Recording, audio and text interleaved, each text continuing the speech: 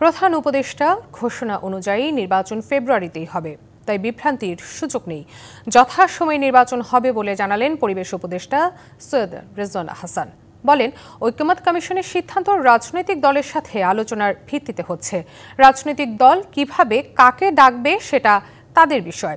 রবিবার দুপুরে সচিবালয়ের নিজ কার্যালয়ে সাংবাদিকদের সাথে আলাপকালে তিনি এসব মন্তব্য করেন। বলেন, সব রাজনৈতিক দল গণপরিষদ নির্বাচনের ক্ষেত্রে একমত হলে সেটা পরের বিষয়। এখন যে নির্বাচনী ব্যবস্থা আছে সেটার ভিত্তিতেই কাজ চলছে। এছাড়া রাষ্ট্রপতির ছবি সরানোর সঙ্গে নির্বাচনের সম্পর্ক নেই বলেও জানান তিনি। এ সময় সিলেটে পাথর লুট প্রসঙ্গে এক প্রশ্নের জবাবে তিনি বলেন, প্রশাসনের হয় যোগসাজশ ছিল অথবা নীরবতা ছিল, অথবা অত ঝুঁকি নিতে পারছিলেন না তারা। কোনো কোনো ক্ষেত্রে প্রশাসন সহযোগিতা এবং নীরবতা ছিল বলেও মনে করেন তিনি।